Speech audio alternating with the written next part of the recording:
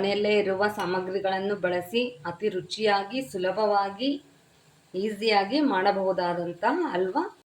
ಕ್ಯಾರೆಟನ್ನ ಈ ಥರದ್ರಲ್ಲಾದರೂ ತುರ್ಕೋಬೋದು, ಇಲ್ಲ ಈ ಡಿಸೈನಲ್ಲಾದರೂ ತುರ್ಕೋಬೋದು. ನಾನು ಈ ಡಿಸೈನಲ್ಲಿ ತುರ್ಕೊಂಡಿದ್ದೀನಿ. ಹಲ್ವಾ ಮಾಡಲು ಬೇಕಾಗುವ ಸಾಮಗ್ರಿಗಳು: ತುರಿದಿರುವ ಕ್ಯಾರೆಟ್, 25 ಗ್ರಾಮ್ ದಾಲ್ಡಾ, 1 ಕಪ್ ಸಕ್ಕರೆ, 2 ಸ್ಪೂನ್ ತುಪ್ಪ, ಗೋಡಂಬಿ.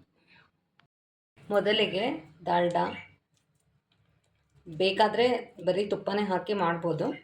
ನಾನು ರುಚಿ ಇರಲಿ ಅಂಥೇಳಿ ದಾಲ್ಡಾ ಮತ್ತು ತುಪ್ಪ ಮಿಕ್ಸ್ ಮಾಡಿ ಮಾಡ್ತಾಯಿದ್ದೀನಿ.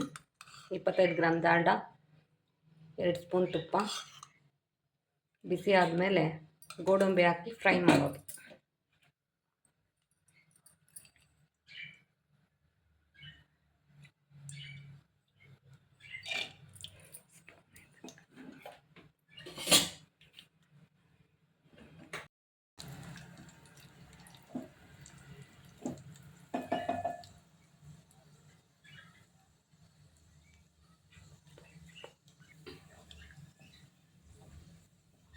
ಕೆಂಪಗಾದ ಮೇಲೆ ಗೋಡಂಬಿಯನ್ನು ತೆಗೆದಿಟ್ಟುಕೊಳ್ಳಿ.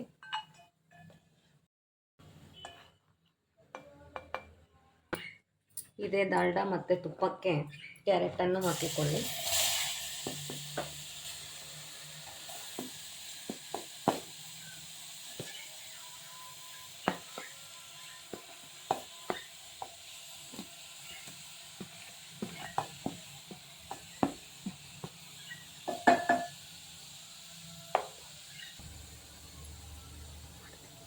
ಈಗಿದೆ ಕ್ಯಾರೆಟ್ಟಿಗೆ ತಕ್ಷಣಕ್ಕೆ ಸಕ್ಕರೆಯನ್ನು ಹಾಕಿಕೊಳ್ಳಿ.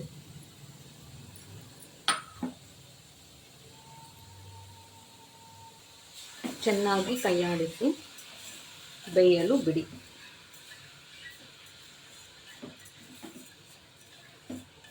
ಇದು ಚೆನ್ನಾಗಿ ಬೇಯೋ ತನಕ ಆವಾಗವಾಗ ಕೈಯಾಡಿಸ್ತಾ ಇರಬೇಕು ಸ್ನೇಹಿತರೆ, ಇಲ್ಲಾಂದರೆ ತಳ ಹಿಡಿದು ಬಿಡತ್ತೆ. ಕಮ್ಮಿ ಉರಿಯಲ್ಲೇ ಬೇಯಿಸಿ.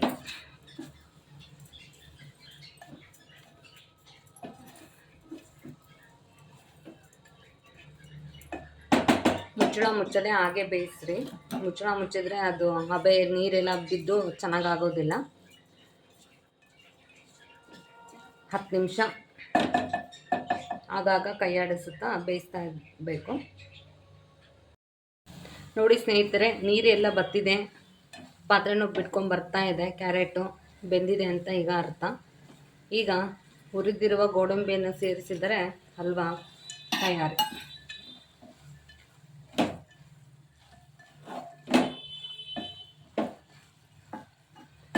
ಮನೆಯಲ್ಲೇ ಇರುವ ಸಾಮಗ್ರಿಗಳನ್ನು ಬಳಸಿ ಅತಿ ರುಚಿಯಾಗಿ ಸುಲಭವಾಗಿ ಈಸಿಯಾಗಿ ಮಾಡಬಹುದಾದಂಥ ಹಲ್ವಾ ರೆಡಿ. ಟ್ರೈ ಮಾಡಿ. ಟೇಸ್ಟಿಯಾಗಿದ್ದರೆ ಲೈಕ್ ಮಾಡಿ, ಶೇರ್ ಮಾಡಿ, ಸಬ್ಸ್ಕ್ರೈಬ್ ಮಾಡೋದು ಮಾತ್ರ ಮರಿಬೇಡಿ.